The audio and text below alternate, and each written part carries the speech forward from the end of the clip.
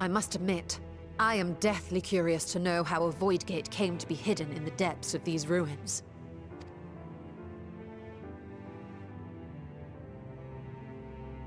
To tell that tale, we must first peer far to the south, and even further into memory.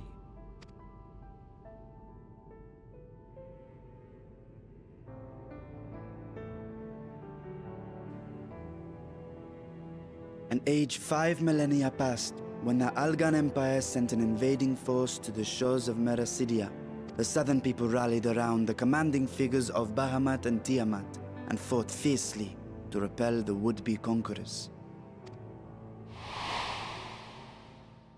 With Bahamut's defeat, however, the tide turned against them. Desperate to seize any advantage, the Mercidians resorted to summoning primal entities. In response, Emperor Zande forged a covenant with the Cloud of Darkness, sovereign among the all-devouring denizens of the Void. Thus bolstered by icons on one side and Voidsent on the other, the two armies clashed in a battle of unspeakable carnage. So much death, so much loss.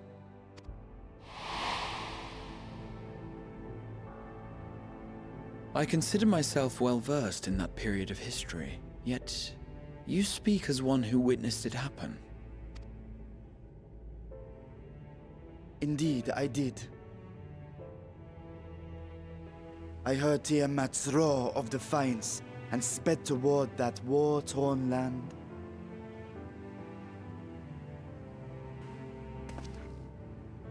Along with my sibling, Ashdaya.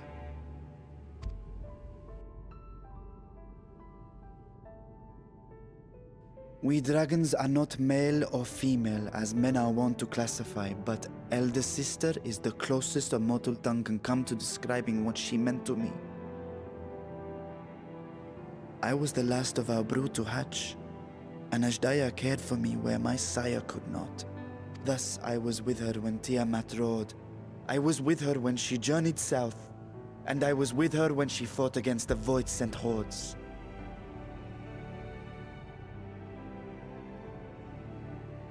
Yet no matter how many of their vile fiends we cast down, more rose from the abyss to take their place. Faced with an unwinnable war of attrition, Ashdaya risked her all on a final gamble. She plunged through the Void Gate itself to strike at the root of their strength.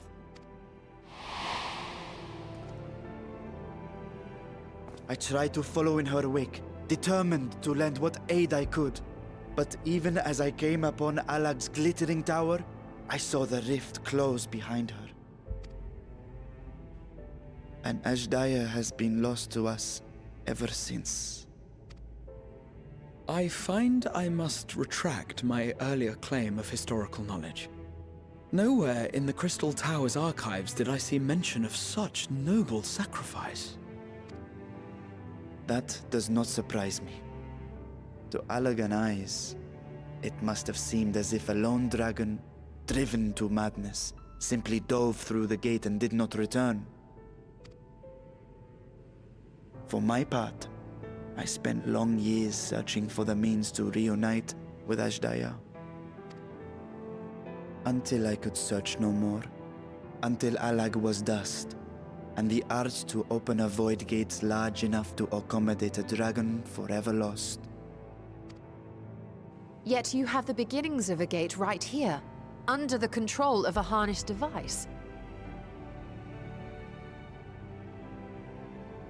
My discovery came before Radzat was founded. Though I scoured the lands for a method to cross the rift, it was beneath the sea that I chanced to find a natural planar fissure. It was, however, far too narrow to admit a worm's bulk. Only after our city rose upon the rock, and I could enlist the aid of our talented alchemists, did matters take a favorable turn. Their dedication was beyond reproach. Tirelessly they worked to expand the fissure, and after decades of toil, it finally grew to a size that a child might pass through.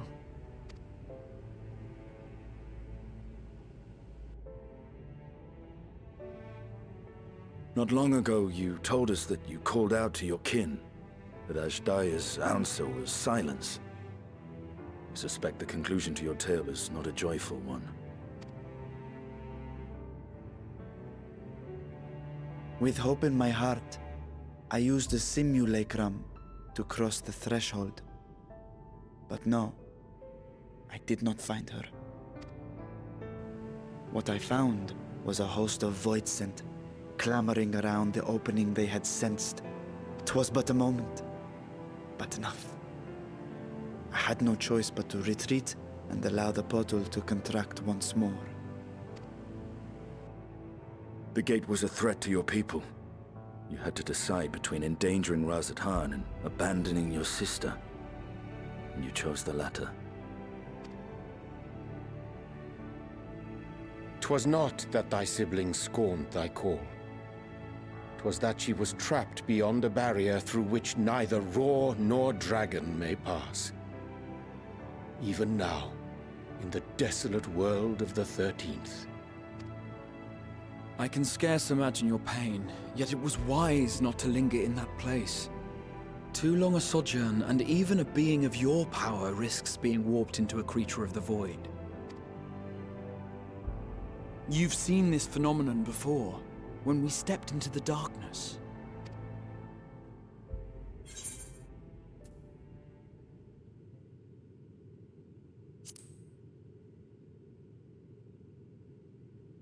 Remember well what happened to Nero, when his wounds allowed the void's corruption to enter his body and twist his ether.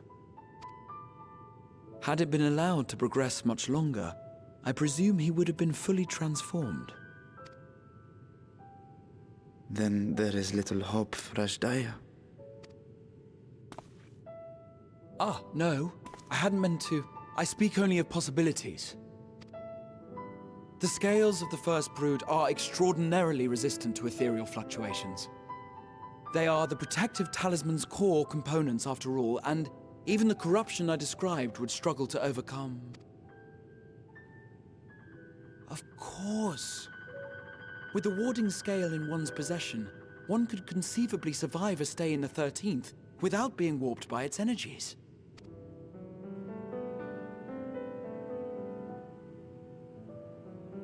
Be that as it may, it is too late to rescue my sister. 5,000 years too late.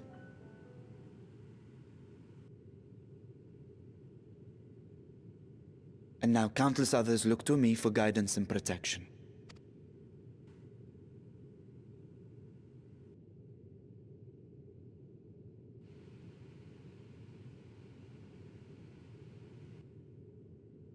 So when I sensed intruders in the ruins, I came only to ensure that the gate remained closed.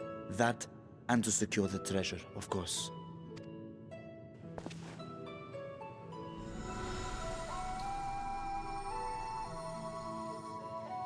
I wish only to forget the rest.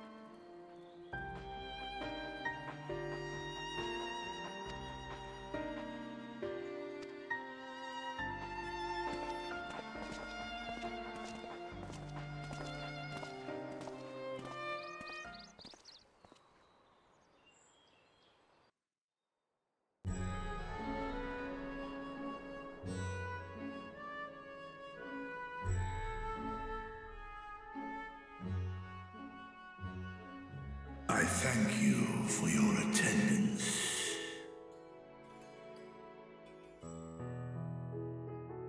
The riches the Radiant Host have retrieved were hoarded in Eorzea's name. A fortune I set aside for a future day of need. And lo, that day hath come. May it aid our wounded city in reclaiming its vibrancy and vigor.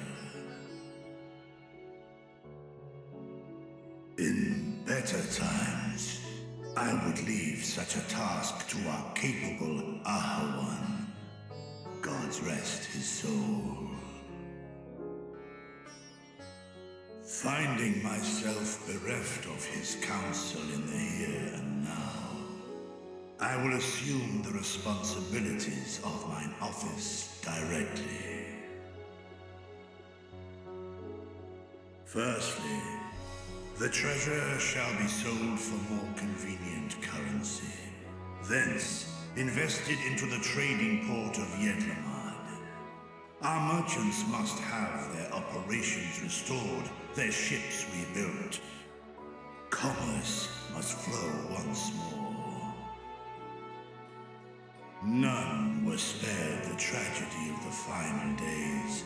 Of this, I am well aware. But an absence was created by the loss of Kalzar's consortium. And by filling it, we provide new means for our fishermen, our artisans, and others to bring their wares to distant markets.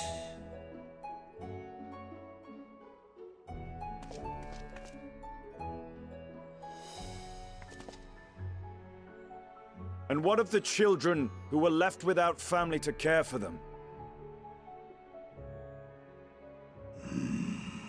That is a concern which weigheth heavily upon my mind. The simple gift of coin will soon be exhausted, leaving these young souls adrift on the fringes of our society. Nay, a proper solution is needed. One which doth guarantee their welfare for years to come. Thou hast surely seen how other nations rise to meet this challenge, adventurer. What dost thou deem the wisest course?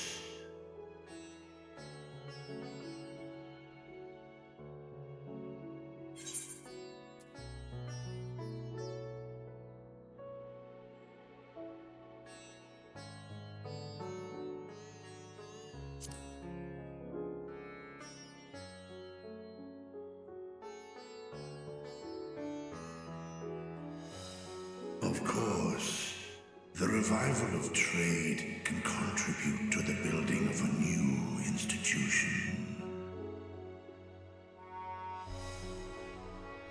Let us put this idea into practice. A contract shall be written, requiring all who receive of Eorzea's treasure to commit a portion of their future earnings towards the running of an orphanage.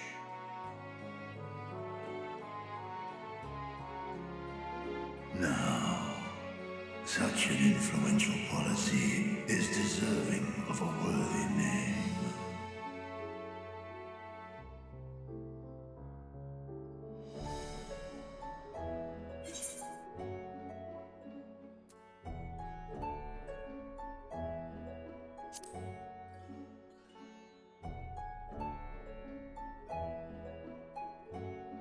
A successful merchant.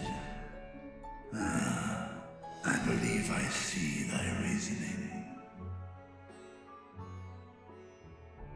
Kalzar should be remembered, not as the blasphemy which terrorized Thavne, but as a hard-working and generous man who brought much wealth to our shores. Do any among you object to this proposition. Many here lost loved ones to the beasts. In that time of strife, any one of us could have broken. Any one of us may have been taken by despair. When I think of Kalzal, I feel no hatred. Only a stinging regret that we could not save him as well. Isn't that right, men?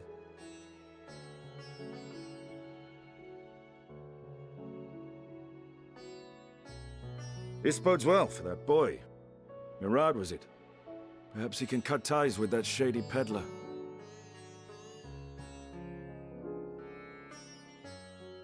Then let it be done.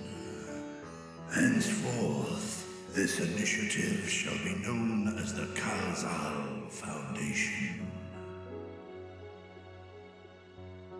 Nabdeen, thou art to assemble a patrol and ensure that no child in this city liveth in squalor.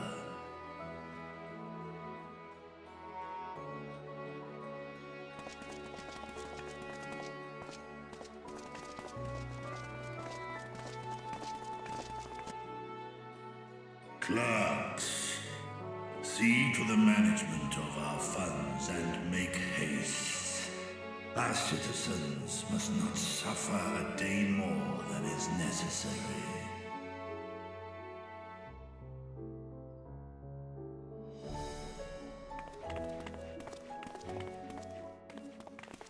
Dragon and man, side by side in pursuit of a brighter morrow. Reminded of Ishgard.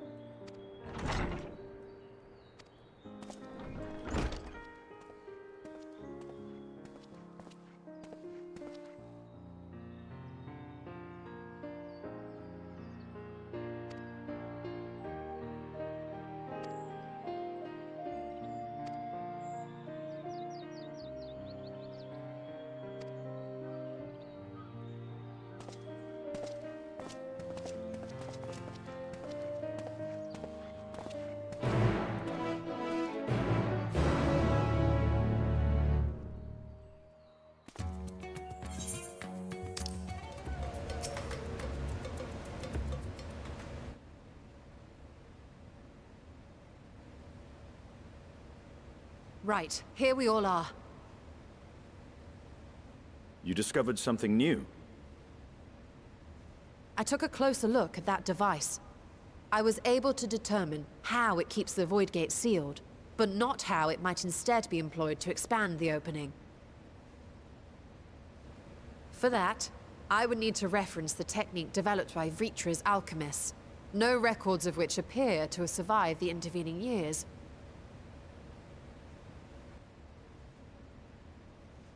We know this, so why have you sent for us? Have you learned aught of value or not?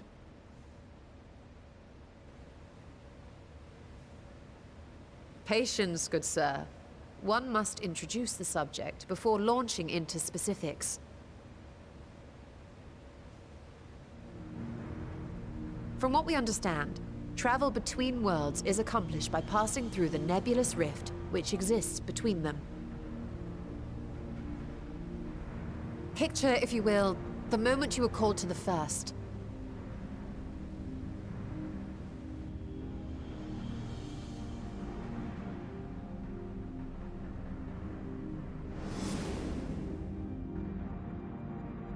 You touched a focus of some kind to help the Exarch pinpoint your location.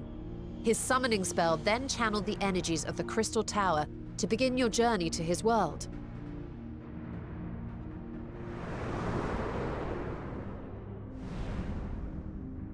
The magics tore a hole in the wall separating source and shard, and cast you into the intervening nothingness. In that place, the laws of nature hold no sway.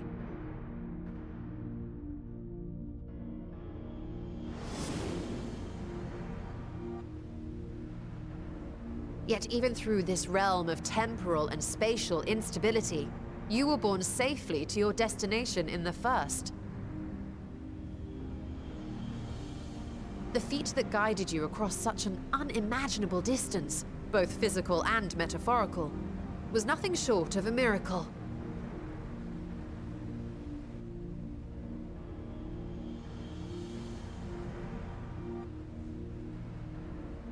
Then what of the many Voidsent found in the source?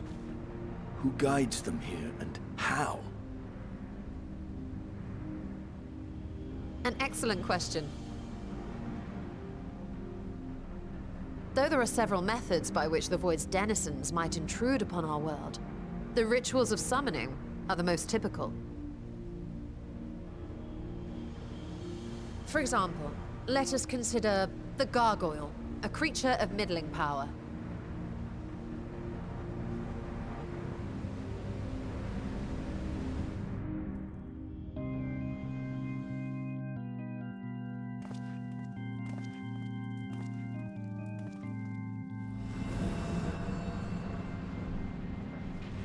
To call upon such an entity, the prospective summoner must force open a void gate.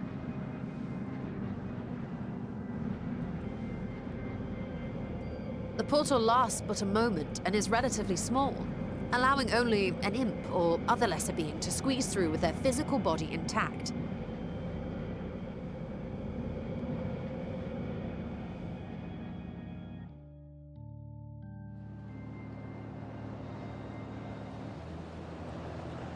Our more powerful gargoyle, however, is too large for that. Creating a gate big enough for him would require vast amounts of energy, far beyond the reserves of any one mortal practitioner.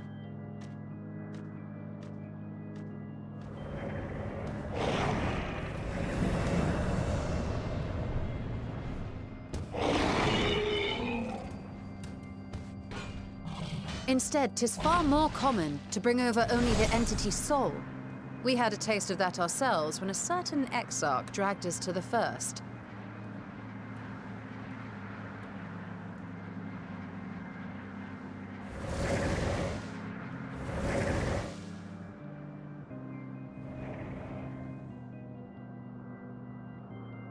And just as our bodies remained in our world, the Voidsent's physical form is left behind in the 13th.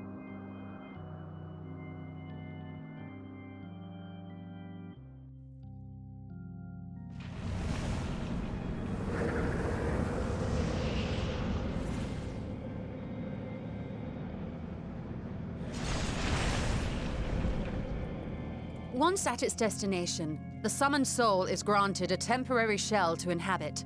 In the gargoyle's case, a stone effigy has proven a suitable vessel.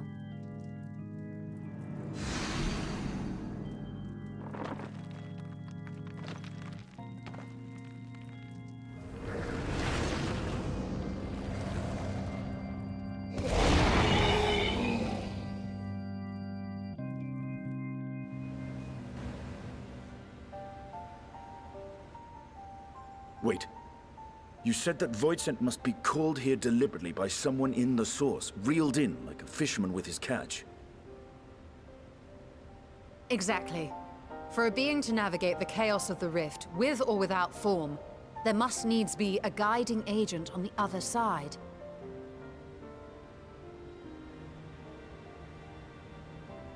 When the hordes poured forth from Alag's Great Gate, it was the technologists who drew them through. Though to my knowledge, planar fissures are in essence natural passages between our world and the void, which require no such guidance to traverse.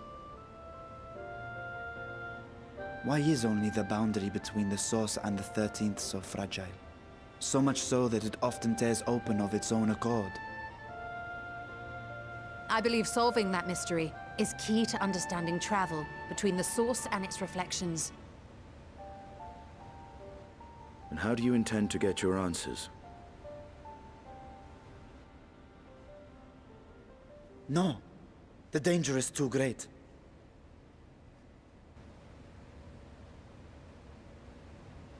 Perhaps. But what some call danger, others think of as adventure.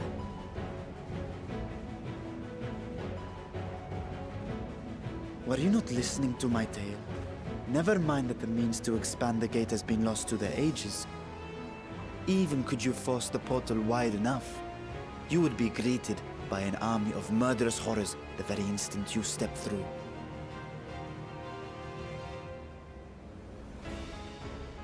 I assure you I was most attentive.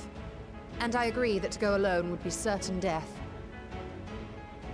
But if I were to bring along one who has already braved the 13th, and humbled the Cloud of Darkness, well, I imagine my chances would be much improved.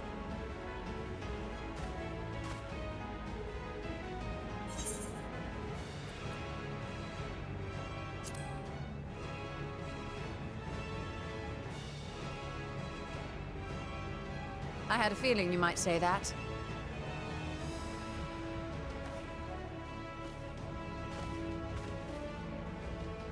Once again, I put my life in your ever-reliable hands.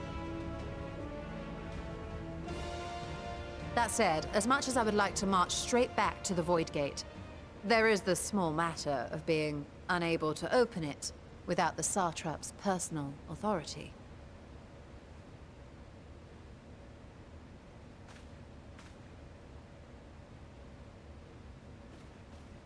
As I've said before, I will grant you and yours any boon you choose to name, provided it does not endanger my people.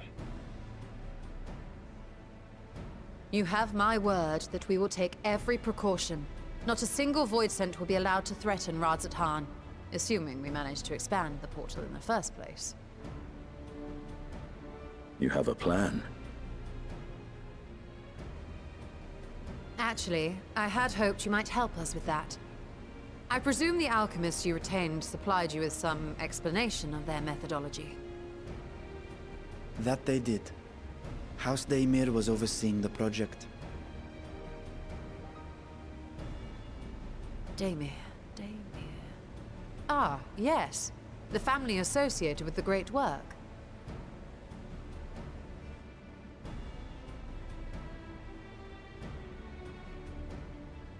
I did not fully comprehend the theory, but their research began with a void scent which had slipped through the fissure. After a thorough examination, they created an arcane simulacrum possessed of similar qualities. A man-made void scent, if you will. It was apparently indispensable in their efforts to enlarge the gate. A man-made void scent?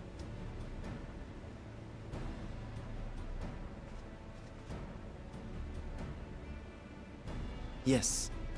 Being great admirers of the Archons, House Daimir submitted detailed notes to Charlene's official committee. They expected praise and accolades for their simulacrum, and were thus devastated to be informed that their work had been classified as prohibited material.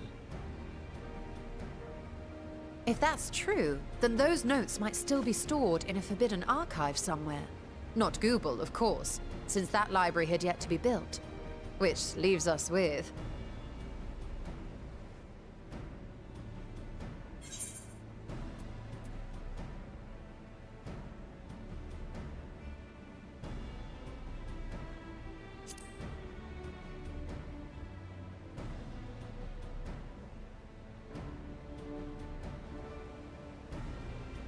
Indeed. Numenon's restricted stacks may very well hold a copy. In which case, I say we head directly to Charleon.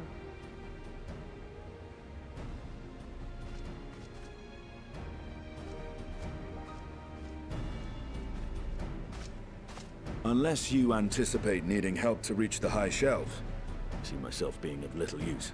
Go on ahead. I still need to find Mirad and tell him about the Khalzal Foundation.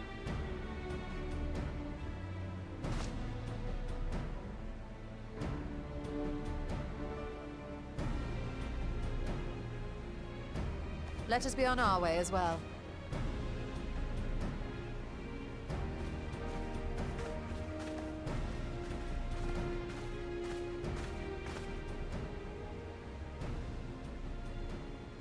They are resolved to venture into the void. Do I sit idly by?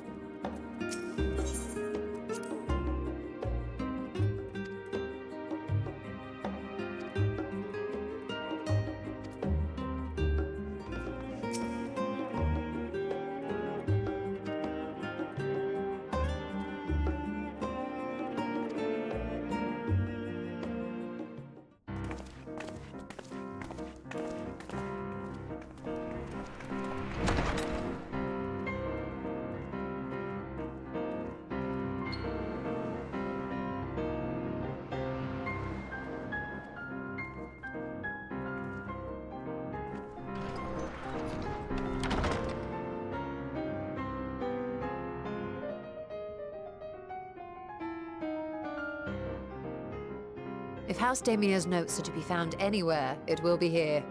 Let us begin.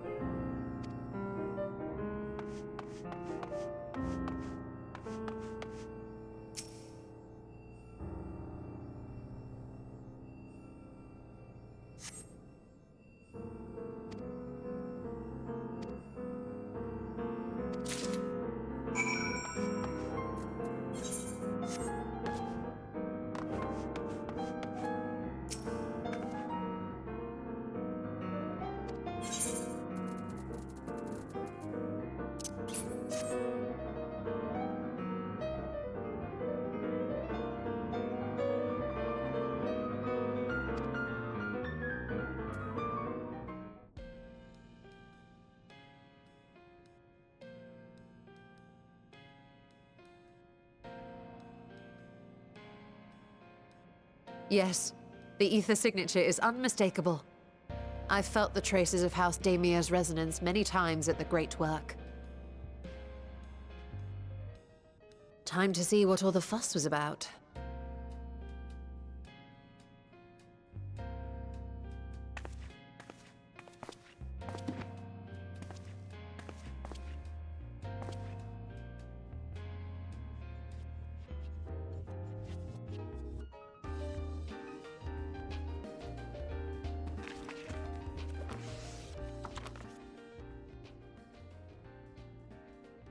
Among the ranks of the Voidsent, there exist entities with the power to call forth their brethren from beyond.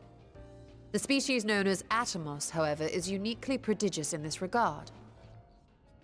From its distended maw, it can expel an endless procession of void-born creatures, a talent which sorely tested the Radiant host in its battles against these abominations.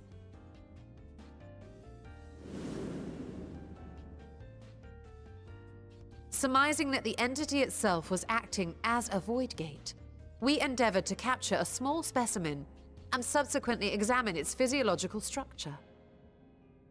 Our findings reveal that the Atomos had absorbed a planar fissure into its own flesh, which it could expand at will into a functioning gate.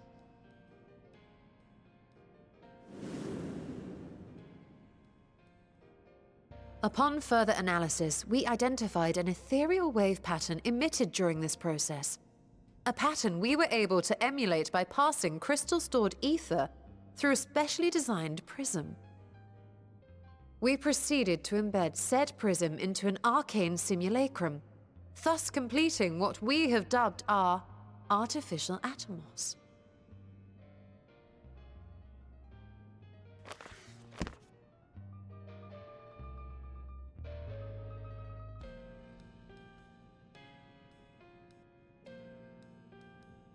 How could I have been so blind to the possibilities? This species, not to mention its ability to summon Voidsent, has been discussed among academics for years now. Just before the advent of the 7th Umbral Calamity, we received reports of Atomos sightings from every corner of Eorzea. Surely you've at least heard the tales.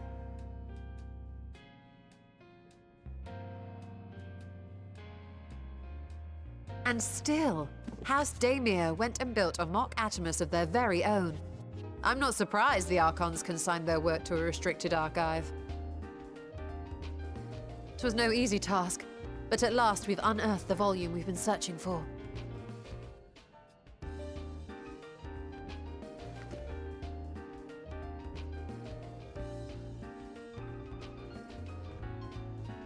I'd be lying if I said I wasn't tempted to stay longer. See what other forbidden titles might be lurking on these shelves? Ah, but that would be abusing the very special privilege we've been granted now, wouldn't it? Better not.